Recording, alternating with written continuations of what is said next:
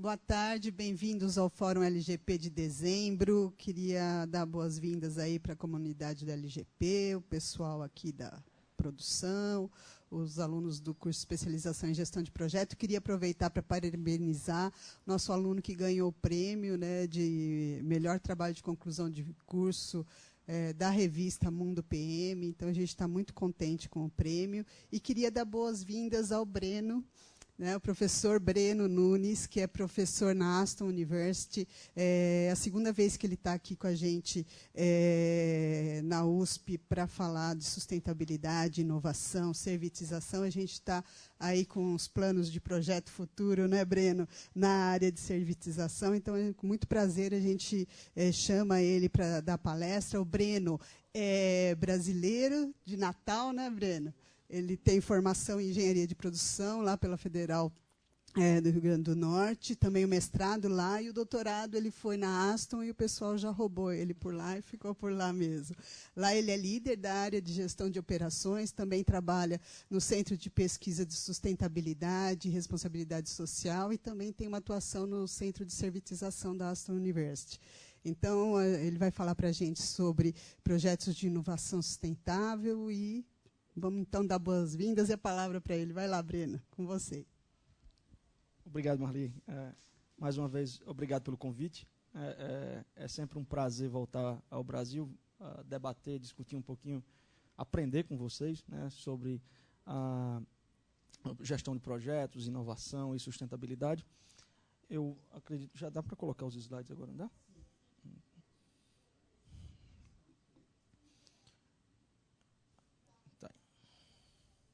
Pode dar um F5 aí.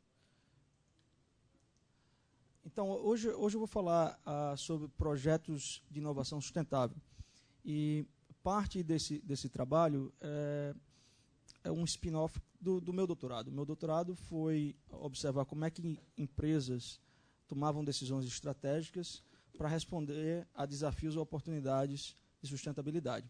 Trabalho que foi feito majoritariamente na área na indústria automobilística, porém eu também tive a oportunidade de visitar outras empresas e estudar o tema em outros setores industriais. Eu tive a oportunidade de conhecer projetos de inovação sustentável não somente em países desenvolvidos, mas a minha pesquisa foi feita na Inglaterra, nos Estados Unidos, na Alemanha e na Tailândia, e obviamente, como eu sou brasileiro, eu busquei algumas histórias, alguns casos, né, brasileiros. Eu acho que algumas pessoas aqui eu já conheci na minha primeira visita, ano passado, né, tenho um prazer já de conhecer também nas conferências que a gente vai mundo afora, mas alguns de vocês eu estou conhecendo pela primeira vez, e eu acho que é útil falar um pouquinho da Aston, né, da Aston e da cidade de Birmingham. Birmingham é uma cidade muito legal, mas provavelmente uma cidade com um péssimo departamento de marketing, né? Porque quantos de vocês já ouviram falar em Birmingham? O Fleury não conta e Marli também não. Mas todo mundo já ouviu falar em Liverpool, já ouviu falar em Manchester, Londres nem se fala, Oxford e Cambridge nem se fala, né? Mas em Birmingham, que é a segunda maior cidade do Reino Unido, a gente pergunta aqui no Brasil e as pessoas não conhecem. Birmingham está no centro da Inglaterra, teve um papel importantíssimo na Revolução Industrial, então para um engenheiro de produção tem um legado cultural e histórico muito bacana, próximo ao local de nascimento do Shakespeare, né? 1h30 de Londres de trem, 2 horas de Manchester de trem ou de ônibus, então realmente uma cidade de porte, quase 2 milhões de pessoas na conurbação de Birmingham, e uma localização privilegiada, dá para se movimentar bem dentro da Inglaterra.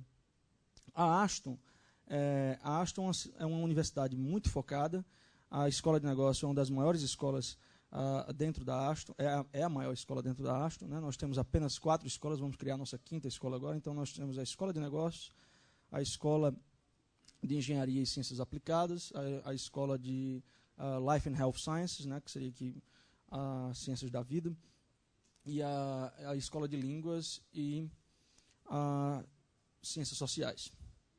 Vamos criar agora a escola de Medicina. E como você pode ver, né, comparar com a USP, então, seria uma covardia com o campus de vocês, a gente seria somente um prédio do que vocês têm aqui. Né? Mas nossas escolas são bem focadas, são muito focadas, e nós pertencemos a um seleto grupo de 1% das escolas de negócio do mundo, que possuem acreditação tripla. Né? Nós somos acreditados pela Associação dos MBAs, pela Associação dos Colegiados das Escolas de Negócios e pelo Sistema de Qualidade do Equis. A nossa escola está dividida em 7 grupos acadêmicos: Direito, Economia e Estratégia, Finanças, Contabilidade, Marketing, Gestão de Operações e Informação, Psicologia Organizacional e do Trabalho. Dentro de Gestão de Operações e de Informação, nós temos um Research Team, né? Nós temos um grupo focado de pesquisa na parte de Gestão de Operações, o qual eu sou o líder do time. Temos também Business Analytics, Gestão de Informação e Systems Modeling, que também tem uma certa interface. O pessoal de pesquisa operacional trabalha com supply chain. A maioria das aplicações de modelagem que eles fazem é na área de operações. Então, tem certa ligação com o que vocês fazem aqui. Essa é a Aston, esse é o nosso prédio da Aston, esse aqui é o nosso main building, nosso prédio central, a nossa biblioteca, acomodação estudantil. E a Aston Business School, ela já tem um acordo de cooperação com a Escola da Fé aqui da USP. Né? Deixa eu fechar aqui por causa do ar-condicionado. Né? E esse acordo de cooperação tem gerado várias intercâmbios de alunos, tanto de graduação e pós-graduação, e cooperação em pesquisa. Um dos últimos resultados que nós temos tido agora com formais, né, vamos dizer assim, porque eu acredito que o professor David Bennett, junto com o professor Fleury, escreveram artigos juntos, escreveram livros. Então, a parte de cooperação em pesquisa da Aston Business School com a USP antecede e muito esse último financiamento que nós conseguimos, mas esse é o mais recente. Né, um Newton Fund, feito sob liderança do professor Prajanta Day e o Isaac Kruglianskas, o David Bennett, eu do lado da Aston também como mentores, e o Flávio e o Isbraja do lado da FEA. Nós estamos recebendo inscrições até 23 de setembro, é um workshop para discutir excelência em pesquisa e colaboração internacional na parte de resposta corporativa a mudanças climáticas. Para ser elegível, você precisa ser um jovem doutor, e o British Council entende isso como até 10 anos de doutoramento. Vai ocorrer aqui, o workshop ocorre aqui na USP, de 9 a 12 de março. Tá? Então fica aqui uma dica.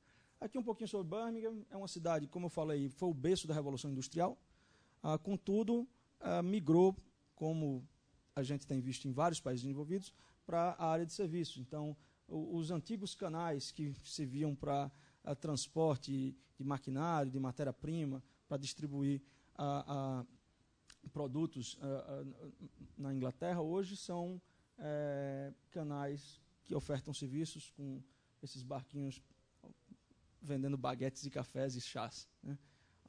Aqui a Praça Central, na área de Vitória, o nosso uma foto que revela bem um pouco sobre Birmingham. Aqui é o nosso prédio do Bull Ring, um shopping super moderno, e a catedral a igreja de St. Martin, que a primeira estrutura dela é de 1700 do século XVIII. Então, a gente tem esse contraste dentro da cidade de algo novo e algo bastante velho. E, obviamente, o glorioso Aston Villa, para quem gosta de futebol, né, não pode deixar de ver a parte boa. Eu vou falar hoje de projetos de inovação sustentável. E dentro de projetos a nível organizacional, ou de modelo de negócio, uma das áreas fortes são os projetos de servicização, ou servitization. Né? Então, eu queria deixar aqui também o nosso site, porque a Aston tem o Centro de Servitization, que é liderado pelo professor Tim Baines, e nós estamos realizando uma conferência, o Spring Servitization Conference, já é, se eu não me engano, é o 3º ou 4º ano da conferência. O Call for Papers está aberto, estamos recebendo abstracts até 24 de janeiro. Os papers são papers bastante curtos, 6 páginas, E a conferência vai ocorrer na Aston, de 18 e 19 de maio do próximo ano.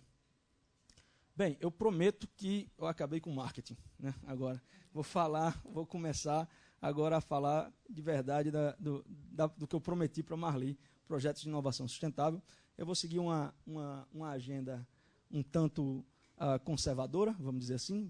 Vou falar um pouquinho o que eu entendo, quais são as pressões para inovar, o que é que eu entendo por inovação, quais são os conceitos que a gente pode ter de inovação sustentável, e aí discutir a parte de inovação sustentável, encerrando a minha apresentação com os desafios e oportunidades e as implicações teóricas para, assim, colocar um pouco de fogo no debate que a gente pode ter aqui de como fazer os projetos de inovação sustentável realmente chegarem a ter outputs relevantes para a economia.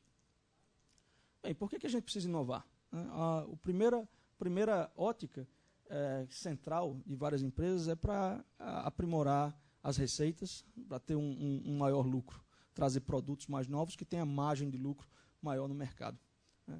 A gente precisa inovar porque a forma de conseguir novos clientes é trazer também produtos que sejam novos ou diferentes. Uma das formas. Para posicionar estrategicamente a empresa, para atrair talentos, né, melhorar o ambiente de trabalho. Então, quando você pensa no impacto de inovação, ou até mesmo da imagem da empresa quanto ao que ela faz de inovação, e pensa nisso no impacto que você tem para recrutar talento, é algo imenso, né? O Google, ele atrai naturalmente pessoas que têm dentro daquela cultura de inovação. Já uma empresa menor que não tem uma empresa automobilística, que a pessoa sabe que tem uma dificuldade de gerar produtos diferentes, já o perfil, o esforço do setor de RH para atrair pessoas que pensam diferente já é muito difícil, já é um jogo completamente diferente.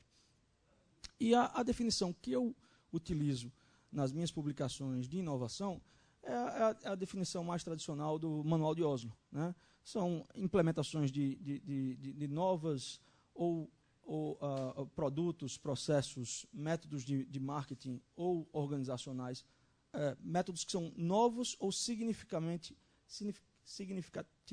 diferentes, né?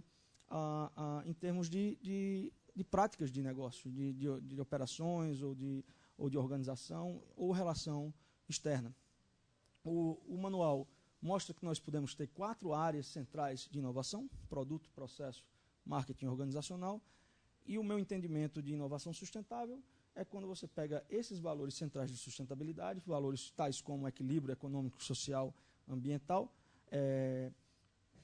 e você pensa esses valores de maneira transversal quando você quer alterar produto, processo, marketing ou as organizações, os processos organizacionais. Bem, seguindo essa lógica, o que é que seria uma inovação sustentável? A inovação sustentável seria inovações em produtos, processos, em marketing ou na organização, no modelo de negócio das organizações, que incorpore valores de sustentabilidade e que possam levar a empresa a ter uma maior vantagem competitiva no longo prazo. O gerenciamento de inovação sustentável, que entra um pouco dentro da filosofia de gestão de projetos, é o processo de identificação, implementação e monitoramento de ideias para melhorar o desempenho de sustentabilidade das organizações. Então, nós sabemos que na filosofia de gestão de projetos há uma fase de ideação ou de iniciação do projeto, antes de você lançar o projeto, e todo aquele processo ele é vulnerável ou ele é influenciado pela capacidade da organização de identificar e de valorar ideias, novas ideias para serem implementadas e de selecionar essas ideias. Migrando aqui, quais são as pressões, quais são o contexto organizacional no qual esses projetos estão sendo desenvolvidos? Esses projetos de inovação sustentável estão sendo desenvolvidos muito, em particular, de pressões ambientais e sociais que estão caindo sobre produtos, processos, modelos de negócio e até mesmo, quando você pensa em termos de projeto, pressões para tornar as cidades mais sustentáveis, a economia mais sustentável. Do lado social, comportamento ético, o equilíbrio de vida e trabalho, né, a parte de transparência nas organizações, leis anticorrupção para grandes projetos. O Reino Unido, há pouco tempo, lançou, em 2010, né, algo do ponto de vista de negócios não muito antigo, lançou o Bribery Law. E o que é o Anti-Bribery Law? O Anti-Bribery Law é simplesmente que uma empresa britânica que esteja operando em qualquer canto do mundo e seja identificado caso de corrupção, ela será punida perante as leis do Reino Unido, independente do local onde a corrupção ocorreu. Então, isso muda completamente o jogo de projetos globais, né? Se vocês virem todo o debate que está ocorrendo agora sobre a Copa do Mundo no Catar, então, dá para se ter ideia do tamanho de projeto que a gente está falando. Se parar para pensar as licitações, ou até mesmo o caso agora da Petrobras, né, uma empresa britânica que estivesse prestando serviços e que tivesse que se adaptar a essa cultura de negócios, vou chamar de cultura de negócios, tá? Nesse primeiro momento eu não vou chamar de corrupção, vou chamar de cultura de negócios. A empresa britânica que estivesse se adaptando a esse tipo, que é entendido na Inglaterra como corrupção, ela iria ser punida. E o agente de mercado que facilitou aquele processo também seria punido. Então, tudo isso está ocorrendo influenciando a forma como nós selecionamos empresas para gerenciar e para implementar grandes projetos.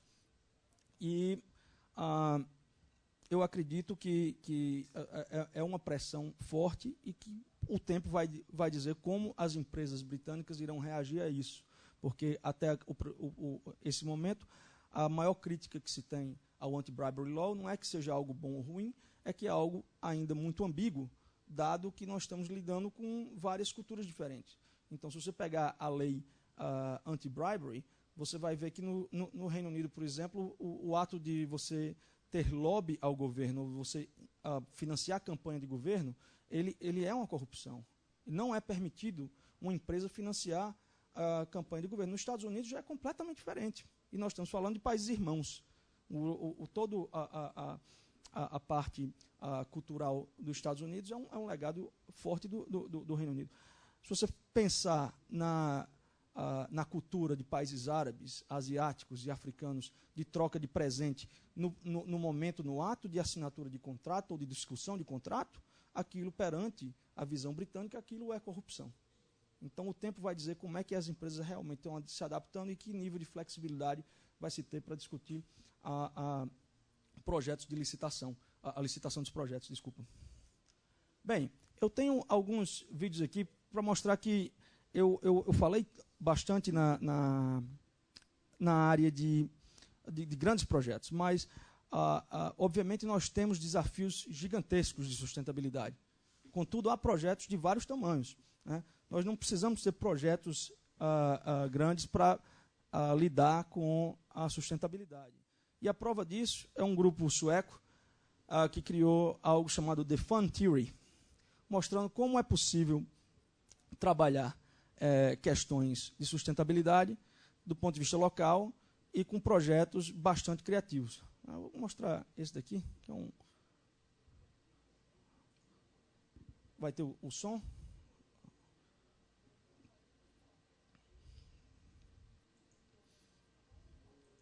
Tá ligado o som? Não.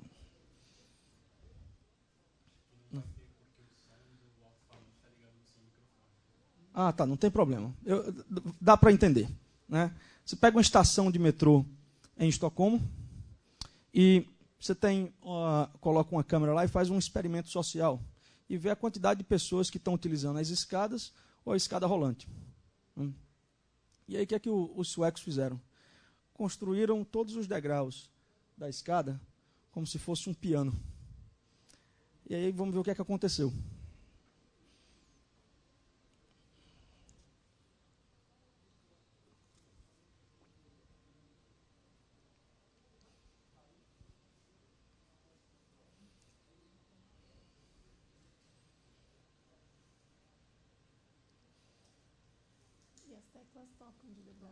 As teclas tocam de verdade. A gente está sem o som, mas as teclas tocam de verdade. E o experimento social mostra que essa pequena mudança, vamos dizer assim, fez com que 66% das pessoas optassem ir pela escada do que ir pela escada rolante. Há outros projetos na página, né? Eu não vou gastar o meu tempo aqui, o meu curto tempo, com todos os vídeos do The Fun Theory, mas se você for à página, você vai ver que tem um sistema de coleta de garrafas, limpeza pública, e são ideias bastante interessantes para a gente pensar projetos de inovação sustentável, não somente em projetos grandes, de alta complexidade, mas projetos de níveis de complexidade, tamanho diferente, número de stakeholders diferente. Eu tive a oportunidade de discutir, eu fui professor da cadeira de gestão de projetos na Aston de 2009 até esse ano, né? Então até 2014. Então por 5 anos eu dava aula de gestão de projetos. E uma das minhas promessas para ganhar a minha vaga de professor permanente lá foi dizer que eu ia transformar, eu ia trazer a minha pesquisa para o ensino e adicionar a parte de gestão de projetos sustentáveis para a sala de aula. E eu tive a oportunidade de conversar essa primeira, vamos dizer assim, pergunta filosófica, o que é um projeto de inovação sustentável, com a professora Joana Geraldi. Na época ela estava na University College de London e hoje ela está na Dinamarca. Mas eu e a Joana, a gente conversou bastante e a gente chegou à conclusão. O primeiro tipo de projeto de sustentabilidade, que é o projeto sustentável que a gente tem, é o projeto onde a sustentabilidade é o objetivo central do projeto. Então, esses projetos muitas vezes são iniciados por instituições não governamentais, são projetos iniciados pelo Greenpeace, ou um projeto de preservação florestal, um projeto de limpeza de uma área poluída. Projetos que não necessariamente têm a raiz na filosofia de gestão de projeto, porque as pessoas que estão lá são pessoas em áreas de ecologia, em áreas de instituições de caridade, que não necessariamente têm conhecimento, foram expostos à teoria de gestão de projetos.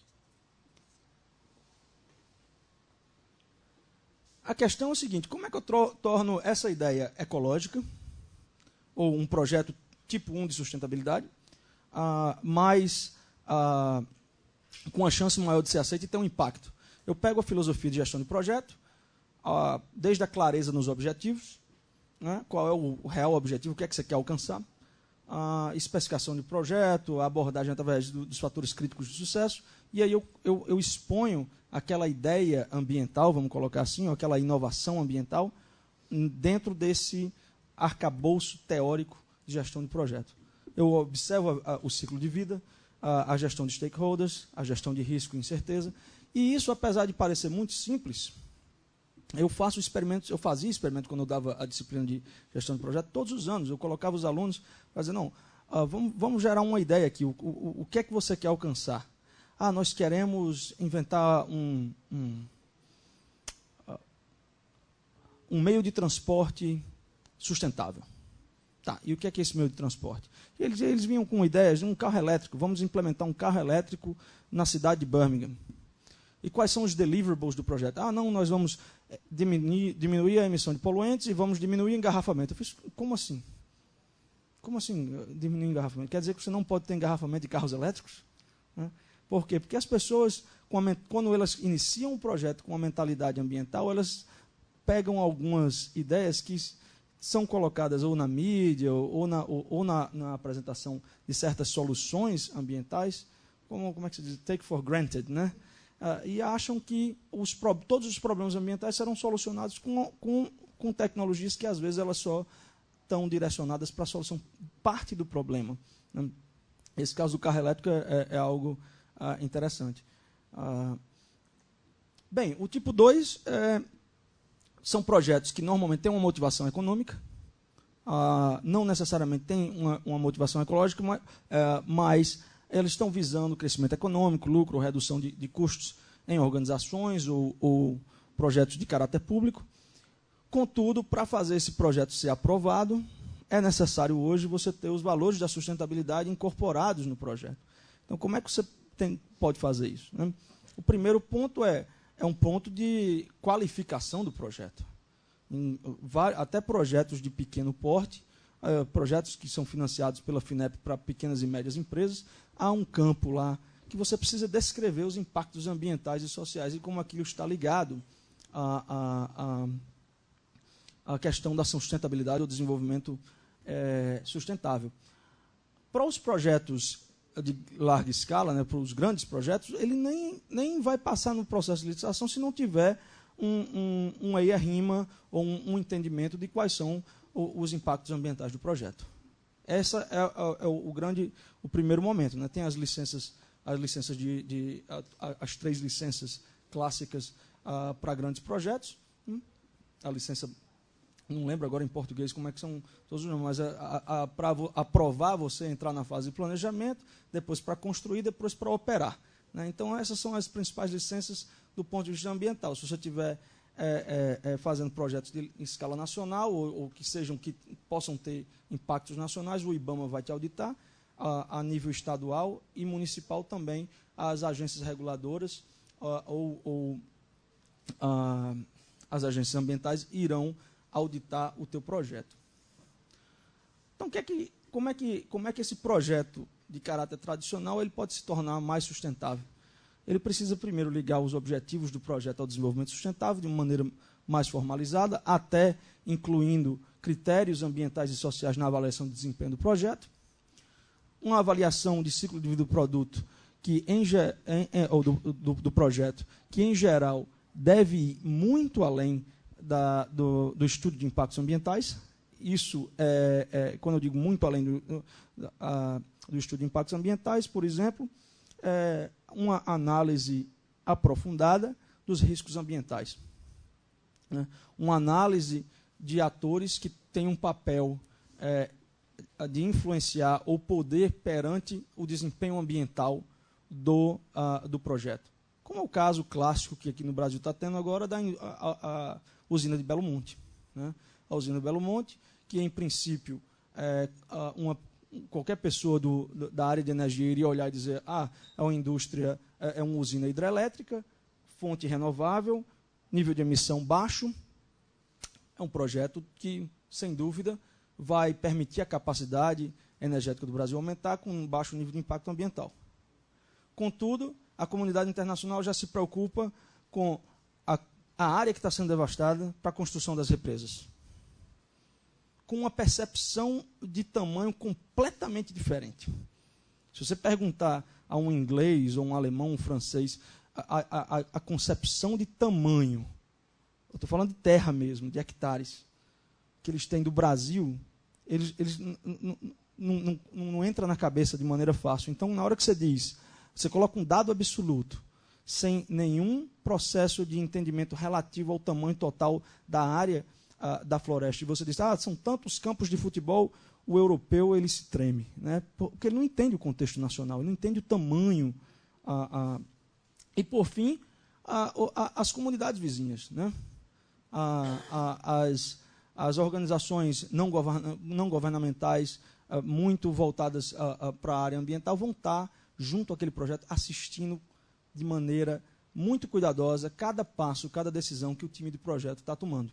Então, é preciso ir muito além do EIA-RIMA, é preciso entender os riscos ambientais, entender o papel de cada grupo de stakeholder naquele projeto. Por fim, obviamente, os projetos eles terão que ser vistos também em relação ao output do projeto, né? Instalações prediais, por exemplo, você tem 2 grupos de stakeholders completamente distintos, alguns que não terão nem contato um com o outro, em alguns casos, que é o grupo que está voltado para a construção das instalações prediais e o grupo que vai utilizar as instalações prediais. E aquelas decisões relacionadas a reuso de água ou reutilização, a eficiência energética, nós sabemos que há um custo maior para você ter um isolamento térmico em instalações prediais, contudo, aquele custo de construção é maior porém ele vai ser dissolvido na vida útil de 30 anos de utilização do prédio. Portanto, se houver um contrato ou um processo de colaboração transparente entre a parte compradora e utilizadora das instalações prediais, ela vai preferir gastar e pagar um pouco mais pelo prédio, porque ela sabe que aquele valor será retornado durante os 30 anos de uso das instalações prediais.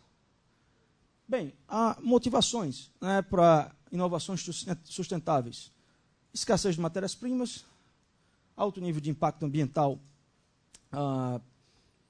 em certas áreas, alinhamento estratégico, pressão de stakeholders. Eu acho que isso aqui é um pouco básico dentro da discussão que a gente está tendo e das discussões que já foram levantadas nos slides anteriores. Então, vou passar para os casos, né, passar aqui um pouco mais na parte teórica de motivações. Os novos modelos de planetary boundaries, ou limites, fronteiras planetárias, isso tem começado a influenciar acordos globais. O caso clássico foi, nos anos 90, a camada de ozônio.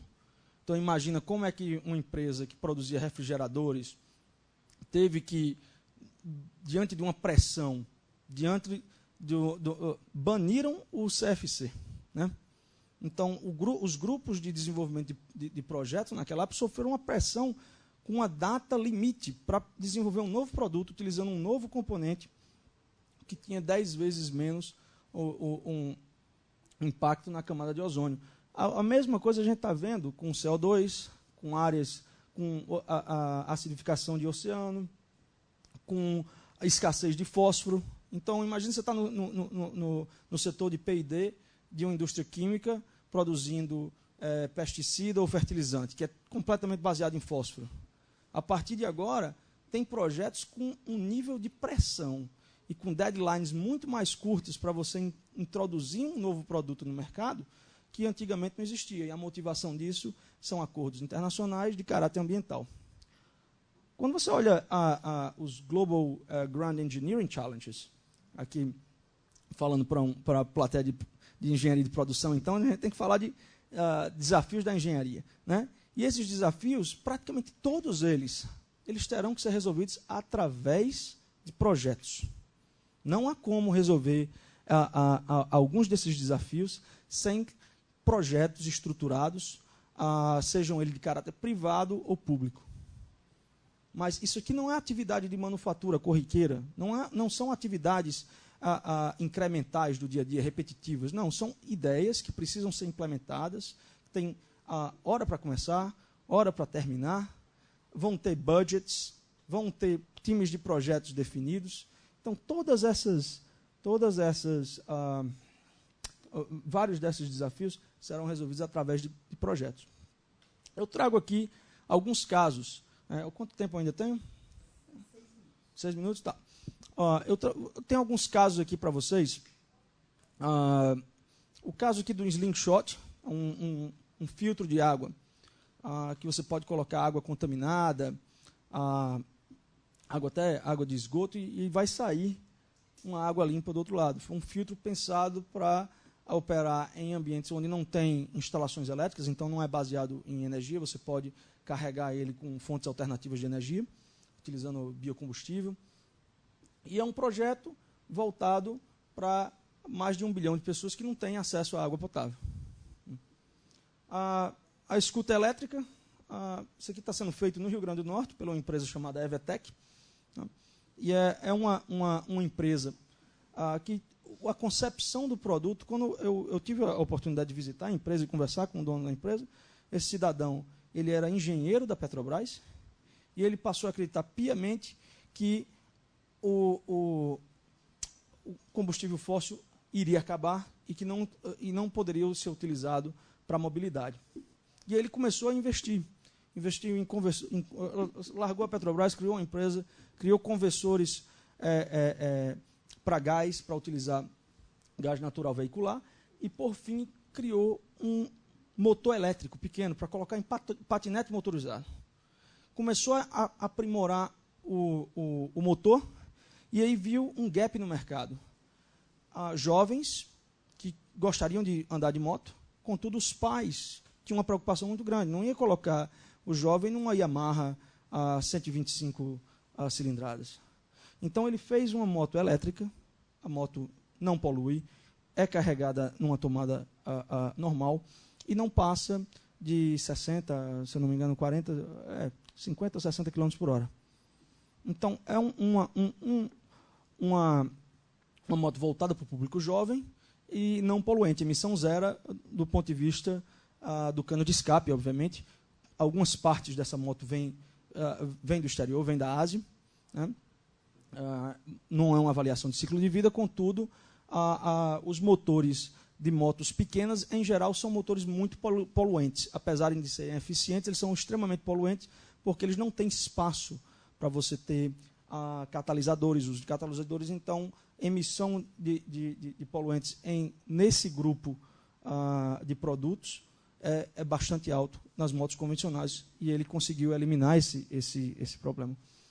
Aqui, um programa muito interessante. Olha a relação de stakeholder aqui. O IBAMA americano, o EPA, saiu batendo na porta, ao invés de apenas ir na porta das empresas para multar as empresas, foi à porta das empresas para dizer, olha, a sua fábrica está localizada próximo a um aterro sanitário, onde a gente pode capturar metano e utilizar o metano dentro da fábrica. Então, o papel do stakeholder dentro da inovação sustentável.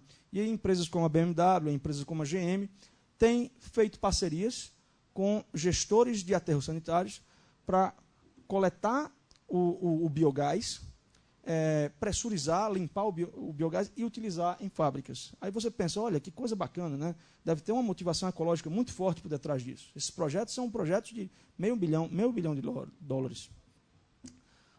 Sem dúvida, há um componente ambiental. Porém, a empresa que está se associando a isso, normalmente está se associando em contratos de 20 anos com preço constante de energia. Então, a empresa deixa de ficar vulnerável ao humor do mercado e à oscilação do preço de gás natural. Ela está com preço fixo pelos próximos, ou pelo menos transparente, com aumentos já previsíveis. Aqui, mais uma mudança de processo, né? O uso de uma empresa geotérmica, né? Utilizando a temperatura constante, que fica a partir de 2 metros de profundidade da superfície, para resfriar a água durante o verão ou aquecer a água durante o inverno.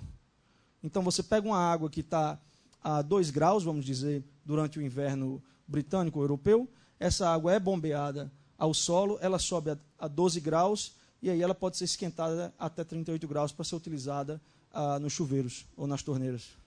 Você ganhou aí, né, 10 graus com utilização geotérmica, de energia geotérmica.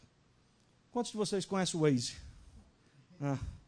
Se você está tentando driblar a lei seca, já não é um uso sustentável, né? Mas a inovação do Waze é fantástica, porque ela está desmaterializando a necessidade de GPS. Através de apenas um software ligado a um aplicativo, fazendo as pessoas se comunicarem, interpretando o carro da frente, conseguindo informar ao carro de trás que há um engarrafamento. O Waze tem uma capacidade de reduzir a quantidade de congestionamento em cidades, né? Obviamente, é difícil de mensurar o desempenho, porém, uma inovação em termos de mercado, porque o canal de venda já não é o canal tradicional, onde é um produto embarcado dentro de um hardware. Não, ele já está num software, ele está numa Apple Store. Você não vai à loja comprar o Waze, você vai à Apple Store comprar o Waze, né? E você não precisa de um novo hardware, você utiliza no seu smartphone. O caso do mudanças organizacionais e de modelos de negócio, o caso da Nestlé na Índia é um caso interessante. A Índia, a Nestlé observou algo interessante, né? Você vê fazendas pequenas, normalmente a família tem 1 ou 2 vacas. E para você crescer produção de maneira rápida, você não pode pegar uma fazenda de 100 mil cabeças de gado e levar aquilo a 200 mil. É difícil, é quase, se não impossível. Contudo, você pode pegar fazendas pequenas, onde a pessoa tem 1 vaca, e dar a estrutura mínima para que ela passe a ter 2 vacas. e aquilo você consegue ampliar a capacidade de produção e oferta de leite de uma maneira muito rápida em uma área. Agora, para fazer isso, você precisa de infraestrutura. Então, o que é que a Nestlé fez? A Nestlé colocou resfriadores em pontos estratégicos de comunidades pobres, permitindo com que essas famílias, que normalmente fazem a coleta de leite, colocam no garrafão e levam, ou a cavalo, ou em carroça, ou até mesmo a pé, a resfriadores, a pontos centrais, porque eles não tinham condições de levar aos centros urbanos onde a associação compra o leite. Então, a colocação estratégica desses resfriadores permitiu a inclusão de várias pessoas, um modelo de negócio, incluindo agora a base da pirâmide. E os projetos de servicização da Xerox e da Rolls-Royce são projetos de mudança, uma transformação dos processos organizacionais e do modelo de negócio, em que a empresa passa agora a trabalhar oferecendo serviços avançados para aumentar a competitividade do cliente, não somente vendendo o produto, não baseado em apenas uma transação, mas sim em um contrato de prestação ou de oferecer uma solução que compartilha produto e serviço. Obviamente, falar de inovação sustentável, projetos de inovação sustentável, a gente tem que sempre dar um exemplo que mostra o que não é sustentável. Né? Se a gente começa só a falar o que é sustentável, tudo vira sustentável. Se tudo é sustentável, nada é sustentável. Então, o caso da melhoria, os projetos de melhoria de eficiência na indústria pesqueira, simplesmente projetos para aumento de embarcações mais eficientes, redes mais eficientes, fizeram, na verdade, um aumento do consumo dos cardumes, uma facilidade maior para a coleta dos cardumes. E, com isso, a taxa de consumo ultrapassou a taxa de renovação do cardume, levando o cardume a um colapso. A falta de uma visão sistêmica diante do projeto. Né? A mesma coisa a indústria automobilística. O processo constante, os projetos constantes de retirada de peso dos carros, de aumento de eficiência dos motores de combustão interna, fazem com que a mobilidade pessoal ela passe a ser mais barata do que a mobilidade coletiva. Então, a pessoa agora ela tem duas opções, ela coloca na ponta do papel. Obviamente, para São Paulo, a ficha ainda não caiu para algumas pessoas, né? É uma cidade que tem batido recordes e recordes de engarrafamento, mas algumas cidades já começaram a interpretar isso. Em Londres, em Copenhague, você tem sistemas, projetos de IBM para smart cities que com taxas de congestão. Se você entra no centro da cidade de Londres hoje de carro, você precisa pagar 10 libras, dependendo da emissão do carro. Quais são os desafios e oportunidades aí? Né? Aqui é um pouco mais de repetir o que eu já falei durante a minha apresentação. Mostrar que projetos de inovação sustentável eles terão que ir muito além da ecoeficiência. Eles terão que pensar a liderança de mercado, sobrevivência no longo prazo, a imagem da empresa, o entendimento e influenciar as regras do jogo. Né? Empresas que saem à frente com projetos de inovação sustentável, eles têm condições de influenciar a legislação, têm condições de se posicionar a marca ou liderar tecnologicamente um setor. O caso da Braskem aqui no Brasil é um caso interessante, né, do ponto de vista global. O gerenciamento de risco de negócio, né, não somente o gosto do cliente, há casos de carros sustentáveis que foram para o mercado e não conseguiram ser vendidos, e aí você fica com um estoque imenso. O quão sustentável é aquilo? Um carro verde que não vende. Né? Eu tenho ainda mais 2 slides. Esse são mais uma vez, provocações para o próximo slide. Que as inovações incrementais, os projetos de inovação incremental, eles precisam ser rodados em paralelos a projetos de inovação radical. Os projetos de inovação incrementais com risco menor, com menores budgets, e ao lado deles, esses projetos de inovações radicais, onde você tem ganhos de performance não discretos, né? Você tem ganhos significativos. Esses 2 são necessários para a construção de uma capacidade de inovação sustentável na empresa. Isso que é algo que a gente está tentando fazer aqui do ponto de vista de pesquisa. Né? Tem um projeto que está submetido ao British Academy of Management, vamos ver o resultado. As prioridades locais contra as pressões globais, a gente vê a pressão que a China hoje sofre para reduzir carbono, contudo, das 10 cidades mais poluídas do mundo, 9 estão na China. E se a cidade está poluída com risco de chuva ácida, a prioridade local tende a ser redução do nível de dióxido de enxofre e não de CO2, primeiramente, apesar de haver uma correlação de ambos. Né? Apesar de ser uma correlação, o foco não é o mesmo. As incertezas tecnológicas, em especial de projetos globais, projetos de longo prazo. A gente viu isso com o caso de Belo Monte, o caso do Canal do Panamá. São projetos que às vezes se estendem por 30 anos. E dependendo de áreas onde você esteja, essas áreas podem elas podem ser voláteis ou vulneráveis a oscilações políticas e econômicas. Eu falei bastante aqui da origem, às vezes ecológica ou ética, de um projeto sustentável, mas a gente não pode esquecer que projetos de origem militar, né, feitos perante os valores da sustentabilidade nada éticos ou sustentáveis, eles hoje têm uma contribuição imensa para a sustentabilidade. Então, o caso do GPS, o GPS foi lançado para você identificar alvos para lançar os mísseis. E hoje é um equipamento que permite rotas mais eficientes do ponto de vista logístico, permite localização, do ponto de vista de segurança, tem um papel importantíssimo. A internet é a mesma coisa, né?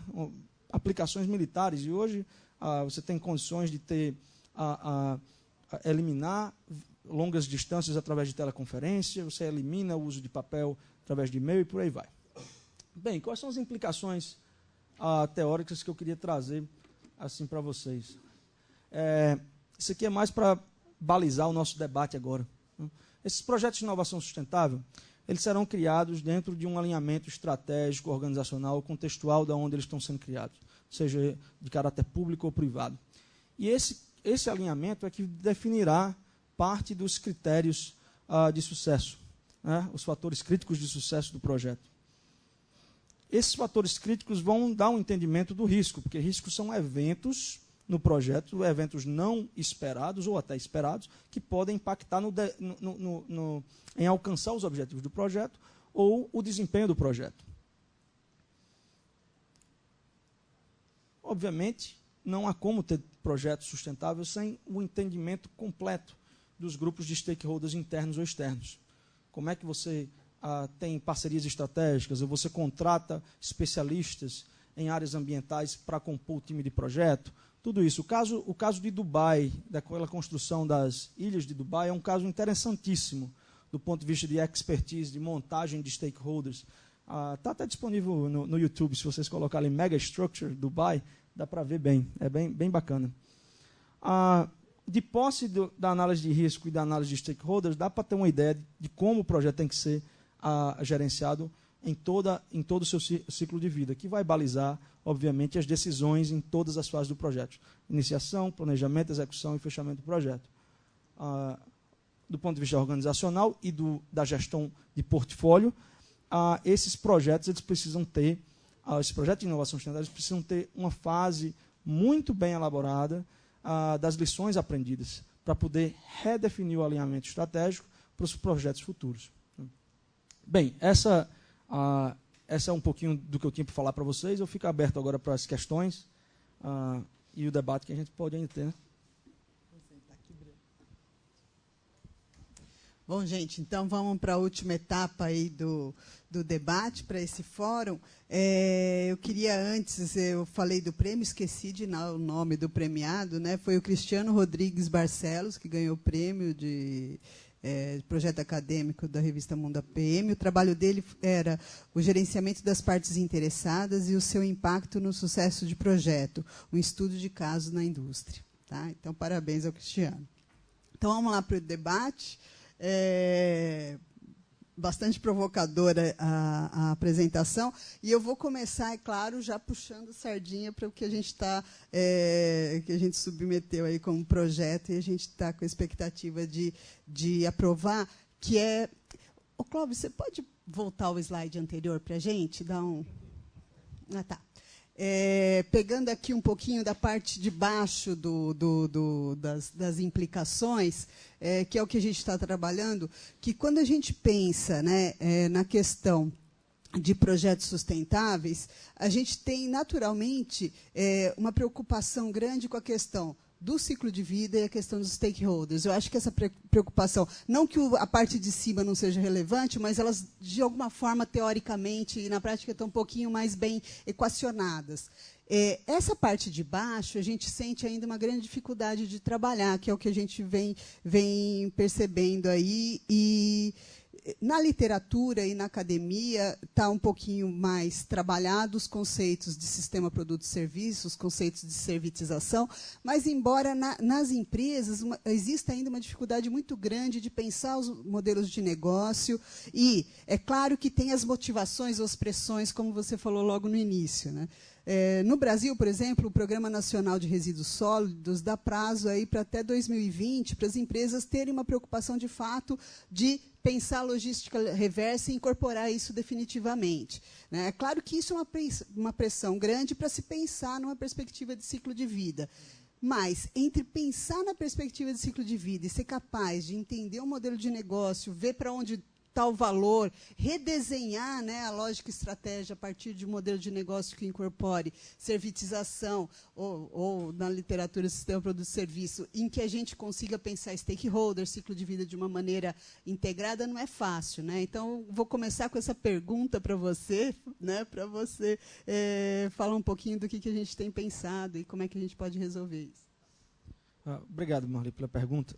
Eu acredito que houve mudanças na manufatura global, como a gente bem sabe, um ciclo muito prolongado de empresas nos Estados Unidos, na tríade, né, como um todo, nos Estados Unidos, na Europa e no Japão, de terceirizar o outsourcing e offshoring, né? Então, esse processo fez com que a manufatura se deslocasse e ficasse longe do centro consumidor. E uma das formas que ela tem retornado agora de maneira competitiva, em especial na Europa, é através de produto e serviço. E a lógica do produto e serviço é que ela permite, do ponto de vista de competências centrais da organização, oferecer serviços avançados. Há 3 níveis de serviço, como a gente sabe, que a gente utiliza no centro de servicização da Aston.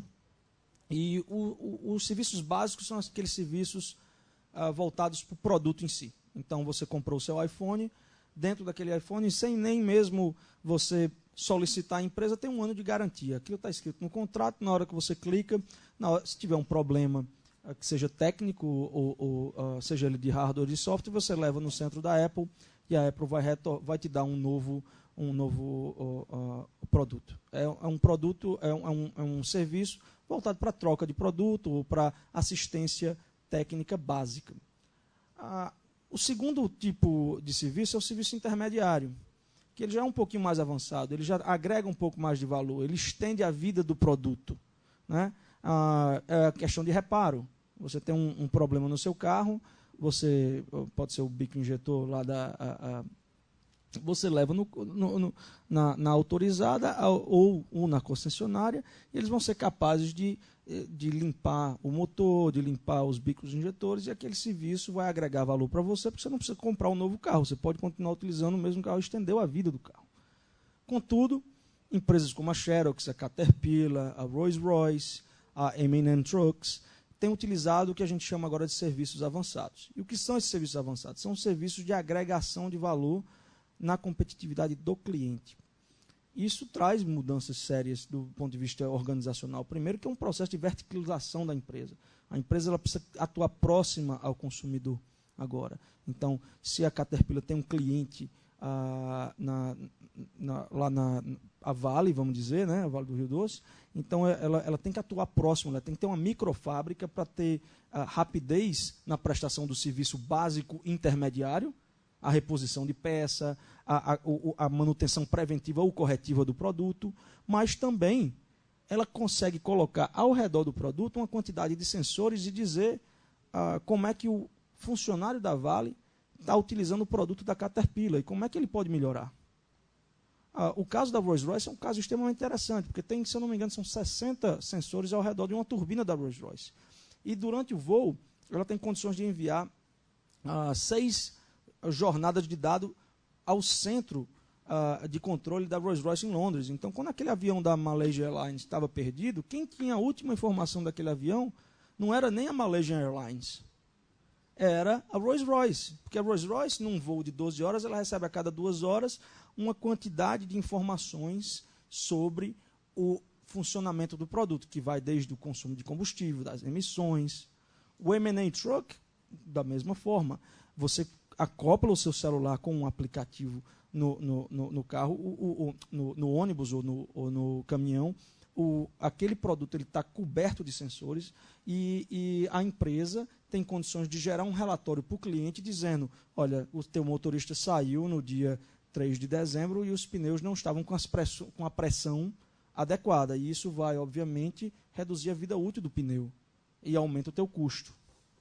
Então, esse processo de agregação de serviços avançados é algo que muda essa ótica e estende a responsabilidade, em especial no design de produtos manufaturados, com a concepção do projeto no ciclo de vida. Porque o time de desenvolvimento de produto agora, e o time de projeto, não está somente preocupado com a transferência de responsabilidade e propriedade do produto no ato da venda. Ele está preocupado muito mais com a performance do produto durante o uso. E, em contrapartida, ele está recebendo dado riquíssimo do cliente. Não é dado de laboratório. É o dado em real time, né? Enviado de volta como um feedback para o time de projeto. Então, altera a lógica completamente. Eu concordo contigo. A parte de cima está um pouco mais já estruturada. A parte de baixo, a gente precisa saber, porque vai ser uma definição estratégica. A redefinição, a quantidade de serviços que você coloca no pacote produto e serviço vai definir o nível de lucro, a sua estrutura de custo, a sua necessidade de competência. Tudo isso vai ser definido pelo time que está desenhando o projeto e a solução para o cliente. Obrigada, Breno. Passar a palavra, então, para vocês. João? Bom, Breno, a minha pergunta é mais na parte de alinhamento estratégico da organização, mais voltada para esse próprio desenvolvimento de produto. É uma pergunta meio voltada àquela que se vem primeiro o ovo ou a galinha. No caso, seria o seguinte a pergunta. Na verdade, as empresas devem tomar a atitude de alinhar estrategicamente, pensando em desenvolver um produto sustentável para depois vir a parte econômica, ou deve fazer volta da parte sustentável para depois vir, ou melhor, vir a parte econômica para depois vir o sustentável? Qual deve ser a linha de raciocínio da empresa, assim, digamos assim? João, obrigado pela pergunta. É uma pergunta, vamos colocar assim, que ela não tem uma resposta direta. Eu posso te dar exemplos onde o ovo e a galinha são diferentes, né? Então, eu vou relatar o caso de uma das empresas que eu tive como estudo de caso. A empresa ela sofreu uma aquisição de um grande grupo automotivo. Era uma empresa bem menor, vamos dizer assim, com nível de autonomia maior para a produção de carros de luxo, e passou a ser parte de um grande grupo automotivo. Aquilo deu, obviamente, para o time de projeto e para o setor de manufatura uma condição financeira, uma injeção de capital para investimento alto. Contudo, foi o grupo que colocou condições e critérios para qualificar os projetos dentro da ótica ambiental. Então, a seleção de projetos tinha um qualificador ambiental lá. E, à medida que esses projetos foram desenvolvidos, eles observaram o nível de alinhamento estratégico. Então, um dos casos, que foi investimento no novo sistema de caldeiras e boilers, né? Acho que boiler é caldeira mesmo, né? Esse projeto, ele tinha, dentro do grupo empresarial, normalmente o critério financeiro era de pagamento dos projetos em 2 anos. Só que o boiler era uma das principais fontes de emissão de CO2 daquela fábrica, porque era uma fábrica antiga de carros, um sistema de manufatura muito baseado em atividades manuais, né, extremamente intensivo em energia, porque é carro de luxo. Então, o custo unitário e a quantidade de impacto unitário é muito alta. E, ao ver essa oportunidade, o grupo disse, a gente pode estender o payback de projetos que têm caráter ambiental de 2 para 5 anos. Então, houve uma pressão ambiental para dizer, essa contribuição econômica que você está dando é muito importante. Você alterou a ideia do ganhador de pedido, do order winner e do qualifier dentro do processo interno de decisão. Porque o critério ambiental passou a ser um pouco mais importante do ponto de vista estratégico. Então, foi a motivação ecológica que, dentro de um payback um pouco mais alongado, que fez com que aquele projeto fosse realizado. Eu tive a oportunidade de visitar também empresas, por questão de confidencialidade, obviamente não posso dizer o nome, mas com colocações de painéis solares, utilização de microturbina, e eu perguntei qual a lógica disso. E eles me disseram, não, aqui não tem payback. Antes de perguntar qualquer coisa, eles já foram, não tem payback. Nós estamos fazendo isso por como se fosse assim, nós queremos ajudar esse mercado de painéis solares a se desenvolver. Ou então, é uma contribuição de redução de CO2 aqui para a gente é mais importante do que um payback. Eu dei o exemplo do caso do landfill, né?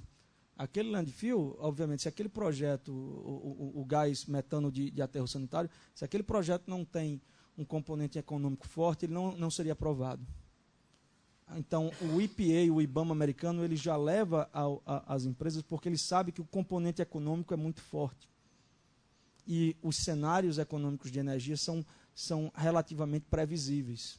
Então, na hora que você tem um contrato que permite preço fixo de energia pelos próximos 20 anos, ou preços previsíveis de energia, a parte ambiental ela vem junto. Né?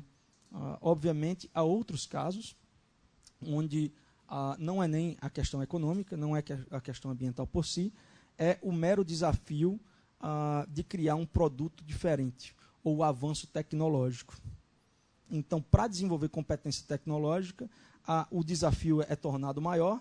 Eu digo, eu não quero somente um produto diferente, eu quero um produto que seja líder de mercado na área ambiental, e aí toda aquela questão de desenvolvimento de capacidades tecnológicas entra dentro da perspectiva. O budget não é o principal problema, e a questão ambiental ela vem como um aditivo muito agradável para a imagem da empresa. Uma coisa que eu acho que é uma pesquisa que a gente fez aqui, aí pensando novo na galinha, a gente pegou uma mesma empresa que tinha um conjunto, uma linha de produtos que tinha o apelo de marketing sustentável. E outras linhas de produto deles que não tinha, né? O processo de desenvolvimento, as metodologias, a mesma para os dois tipos de desenvolvimento dentro da área de desenvolvimento de produto. O grupo que estava trabalhando em desenvolvimento de marcas que tinham uma identidade sustentável se apropriaram muito mais, né, das ferramentas de ecodesign, etc., como o análise de ciclo de vida, a questão de embalagem, etc., do que a outra. Embora o processo, né, a metodologia de desenvolvimento de produto, o que tinha nos gates de avaliação, era similar para as duas. Né? Os procedimentos que estavam à disposição eram os mesmos para aquela área só que a forma de se apropriar deles foi muito mais intensa no grupo que trabalhava com o marketing, que tinha o apelo de marketing sustentável. E aí vem uma questão que a gente está preocupado agora aqui, Breno, que é a questão do comportamental, nudging. Como é que você... porque isso é um drive para a utilização e para você, numa perspectiva de mudança no longo prazo. A gente viveu aqui em São Paulo a crise da água, né? Então virou uma febre de como economizar água, uma questão comportamental, como é que isso pode alterar. Né? E a gente está vendo que em produto e inovação isso é muito importante. Você mostrou aqueles casos lá, né? Você mostrou da escada, mas tinha aqueles do lixo, que o lixo fazia um barulhinho tipo game, que é muito interessante, que é como você pega essa questão comportamental e do engajamento para funcionar como um fator de mudança organizacional, que está muito ligado às pessoas, para a incorporação também, né? Bem, a questão comportamental é preciso compreender o comportamento interno e externo de stakeholder, né? Então, às vezes, você tem a emergência, vamos dizer, de valores ambientais ou comportamentos ambientais dentro da empresa que precisa ser aproveitado. Então, várias das empresas que eu fiz estudos de caso, uma quantidade significativa das iniciativas, das ideias ambientais eram feitas através dessa caixinha de sugestão. Então, desde, vamos dar a todos os funcionários um passe livre de ônibus, que custa apenas, vamos dizer, na Inglaterra, para a área de Birmingham, custa 54 libras por mês, vamos dizer assim. O que é que acontece se um terço do meu pessoal resolve ir de ônibus para a fábrica? É bem mais do que desafogar engarrafamento. Eu posso agora cortar talvez um terço da minha área de estacionamento, que é uma área improdutiva, e pode se transformar em fábrica. Pode se transformar em um novo setor. Então, eu consigo, no mesmo layout agora, através de alterando comportamento, seja de pessoal interno, né, ter um ganho econômico grande com aquilo ali. A parte de comportamento externo, aí ela é um pouquinho mais complicada, né? Porque, primeiro, o comportamento humano ele vai ser bastante vulnerável.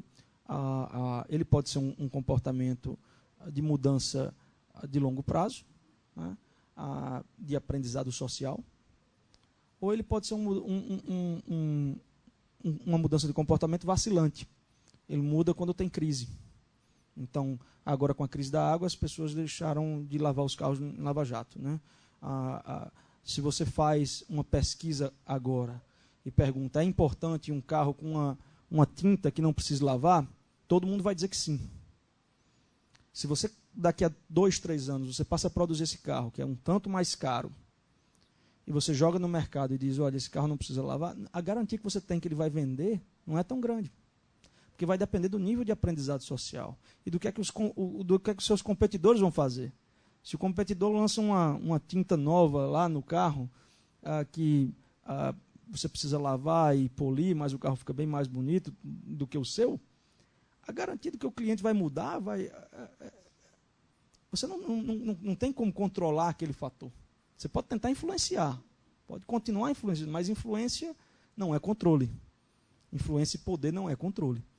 Então, o entendimento do comportamento do cliente, hoje, se ele for feito através de acesso remoto, que é uma invasão de privacidade do cliente, às vezes uma invasão permitida, né?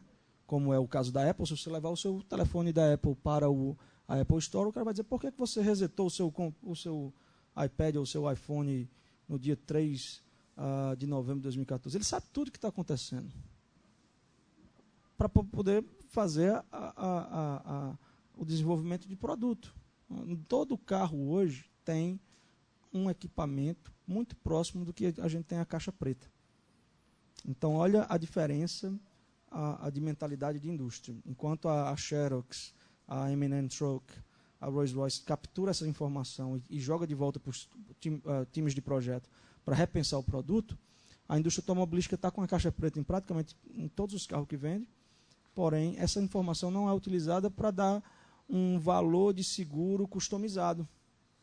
Dizer, olha, se você abrir mão da sua privacidade, eu posso te dar um valor, um seguro do carro mais barato, 50% mais barato. Você não precisa pagar um preço que estatisticamente mostra que você é um cara caro, porque você é homem, morando em São Paulo, com 25 anos. É o preço mais caro que existe, né? Contudo, se você dirige de maneira responsável, por que você precisa pagar o preço mais caro? E essa informação está disponível ali. Ela vai dizer se você está acelerando de maneira brusca, se você está freando de maneira brusca, a velocidade que você entra em curva, se você, como é que se diz, como você manuseia os pedais. Essas informações elas podem já estar disponíveis, porque é uma questão de alocação de sensores no carro, e coleta e análise do dado. Questão, Clóvis? Eu vou fazer alguma pergunta?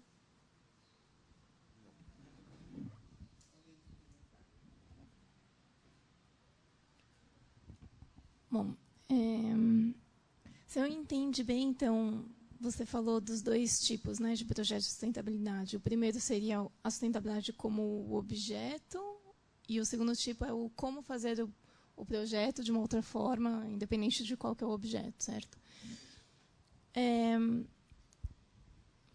A minha pergunta seria: quais são os triggers ou o que precisa mudar entre pessoas e motivadores para que esses dois tipos de sustentabilidade em projetos sejam cada vez mais potencializados e aconteçam cada vez mais, né? Por um lado, se você faz um projeto win-win, que quando você economiza um monte de água, você economiza dinheiro, então, com certeza, esse vai sempre ir para frente.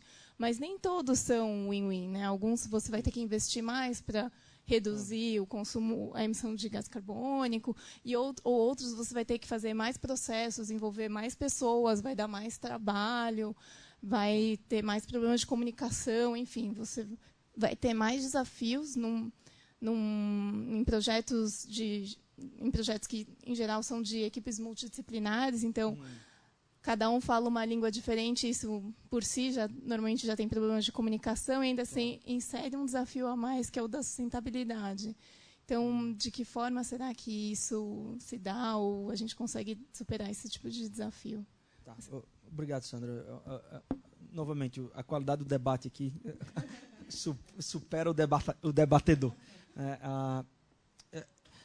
Eu tive o prazer de ontem assistir a palestra do diretor de desenvolvimento sustentável da Braskem. E teve uma frase que ele colocou nos slides dele que me chamou muita atenção. Que ele falou assim: podemos chamar uma inovação que não é sustentável de inovação?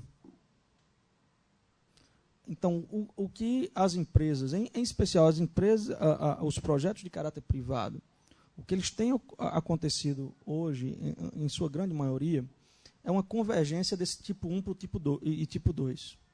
Há uma convergência em que todo e qualquer projeto que é pensado sem necessariamente a ótica ambiental, vamos dizer que ele tenha, você é pressionado a reduzir o custo do produto, porque agora o posicionamento do seu produto perante você está num mercado baseado em preço, a competição é de preço, os seus competidores começaram a baixar preço de maneira agressiva e agora tem uma pressão sobre o grupo de projeto para produzir produtos mais baratos. Essa pressão, na hora que ela vem, ela não vem desassociada da questão da sustentabilidade em grande parte das empresas. Porque ela sabe que o cliente e certos mercados não irão aceitar produtos mais baratos com uma qualidade ambiental inferior. Isso é a resposta de empresas já responsáveis.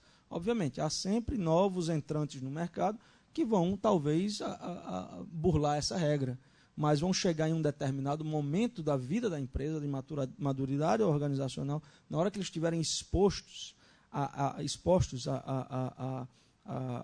pelo tamanho à mídia ou a grupos não governamentais, essas pressões ambientais vão convergir para os projetos que eles já têm.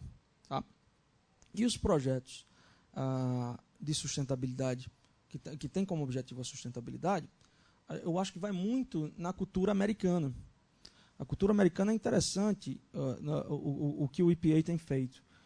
O EPA migrou de uma posição de controle, né, comando e controle, vamos dizer assim, de simplesmente ir às empresas para aplicar multas ambientais, e passou a identificar, a fazer rodadas com empresários, identificar ideias ambientais e transferir aquela tecnologia, ou então, pelo menos, alertar stakeholders importantes de um setor industrial o que é que eles podem fazer. Então, essa ótica, né, é uma ótica em que a empresa, o grupo que agora tem a sustentabilidade como objetivo principal dos projetos, comanda e tem conhecimento de práticas de gestão de projeto. Se você vir a evolução do Greenpeace, é uma coisa, certo? O Greenpeace antigamente limitava-se a criticar as empresas. Inimigo número 1 de várias empresas, né? Invadiam fábricas. Ainda hoje pegam navios e param cargueiros. Contudo, se você for no site do Greenpeace, você vai ver lá que ele tem Greener Electronics Guide. Greenpeace desenvolveu uma metodologia, já com um pouco mais de respaldo acadêmico-científico, e deixa agora aquela informação visível para os clientes. Agora é sua escolha. Cabe a você também me ajudar. Se você está preocupado, cabe a você a olhar o meu guia e escolher entre a Apple e o Google Phone, ou entre o BlackBerry, seja lá o que for. Mas ela está compartilhando agora. Então, é uma noção de metodologias, de práticas de negócios e de gestão de projetos que elas eram talvez inexistentes 20 anos atrás, que elas não eram tão maduras 10 anos atrás. Então, a capacidade de gerenciamento de projeto dessas empresas puramente ecológicas alterou nos últimos anos de maneira significativa. Tá? Então, eu acredito que está havendo uma convergência. Não impede que hajam momentos de divergências. Né? Esse processo é um processo natural vacilante. Eles convergem, divergem.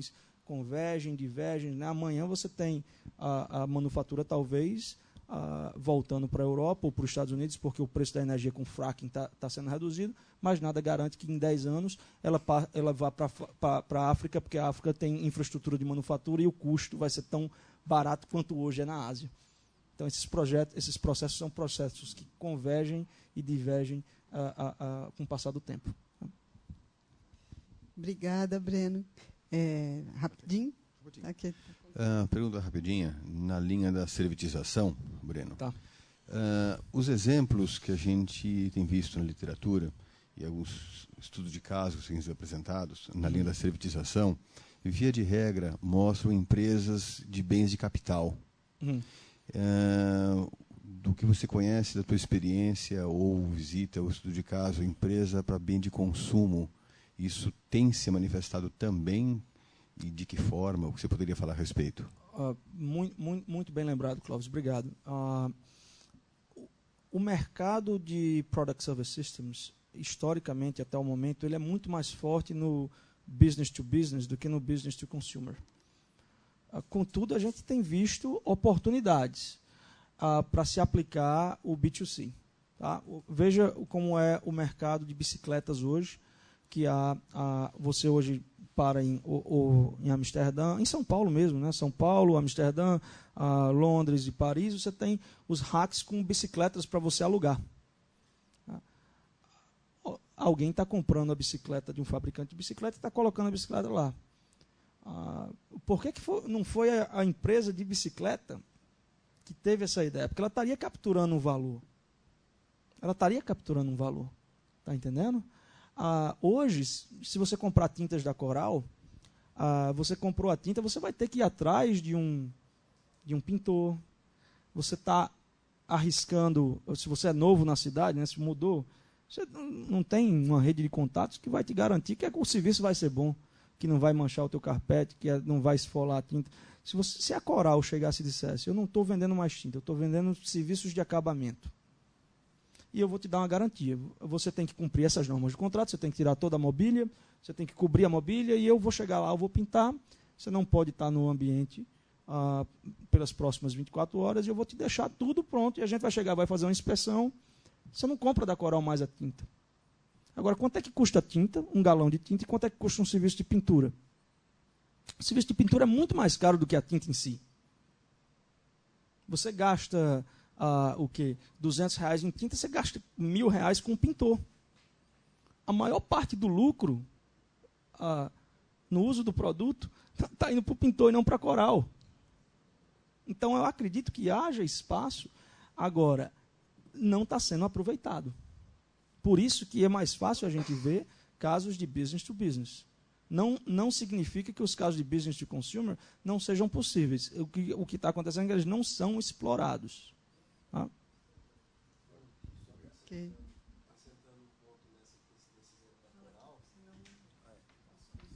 Acrescentando um ponto nesse exemplo que você deu da Coral, eles ainda têm o custo do serviço de atendimento ao consumidor. É claro que o volume é bem menor perto das vendas totais, né? Mas eles têm um serviço de atendimento que, se você comprou a tinta e aplicou e não teve algum problema, eles têm uma equipe dedicada para ir na sua casa, no seu escritório, para ver a aplicação e fazer teste, fazer uma análise e tal. Então, o custo deles tem que incluir isso também, que é um custo alto para eles, apesar de pequeno em volume. É muito interessante o que você está colocando, porque a falta de verticalização na empresa adiciona um serviço intermediário, que é baseado em condição do produto, ou em condição do uso do produto, que adiciona um custo à base da empresa, contudo, não compartilha a receita, o pacote de valor e agregação de serviço. Então, eu acho que essas empresas, no Reino Unido, há empresas que fazem toda a parte de acabamento de piso. Não vende o piso, vende o acabamento. Você tem o caso da indústria química, que não vende mais as sementes. Eles vendem o preparo do solo e o uso de semente. Tá? Então, essa lógica, hoje ela está em larga escala, business to business. Eu acredito que em algum momento, talvez por franchising, talvez por licensing, você pode ser um autorizado da Bayer, você recebeu um treinamento da Bayer, você paga royalties para a Bayer, mas você é autorizado, você é capacitado a ir a uma pequena fazenda, não necessariamente o Corn Belt dos Estados Unidos, ou aqui a nossa produção de carne. Você tem condições de ir a um pequeno produtor, vai lá e ajuda aquele pequeno produtor com preparação de solo, controle de pestes, todo sob um contrato compartilhado de receita e risco com a Bayer, ou com a Dow, ou com a Monsanto. Eu acredito que esses projetos de menor escala serão possíveis em um futuro próximo.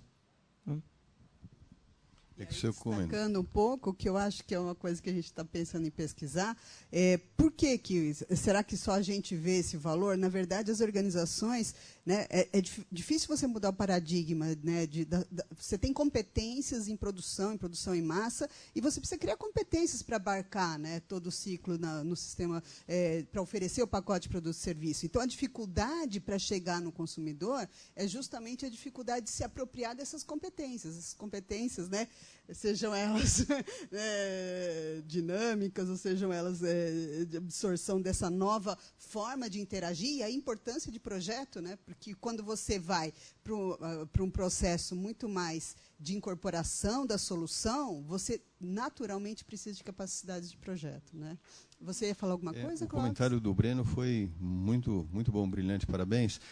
O exemplo que ele deu dá mais a impressão de que esse tipo de postura do fabricante de tinta está mais para responder ao Código de Defesa do Consumidor e coisa que o valha, do que uma estratégia de negócio, que foi o ponto que o Breno ressaltou. Quer dizer, responde a uma necessidade, talvez, legal, Exato, de atuação, e não como uma estratégia de operação.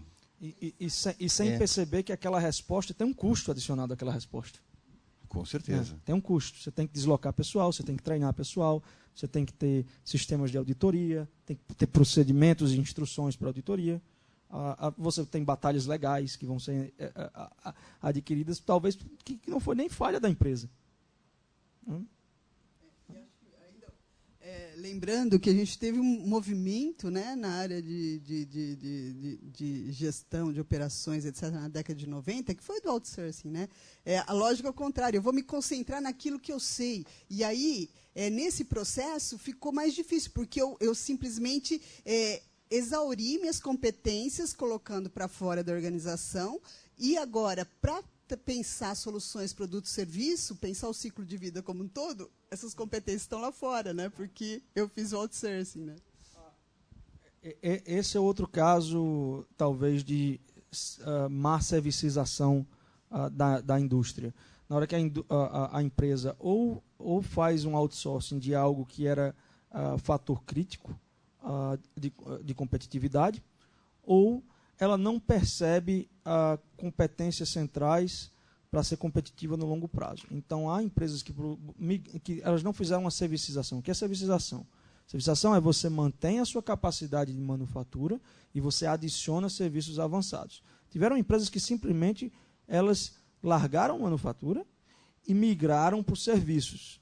Aí o que é que você faz quando você migra para serviço e larga a manufatura? Você perdeu todo o seu link com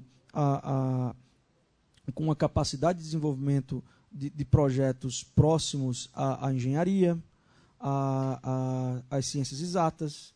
Então, uma empresa de manufatura que, vamos dizer, produz mesas, ela agora não tem mais um designer, porque ela só está preocupada com a venda, talvez.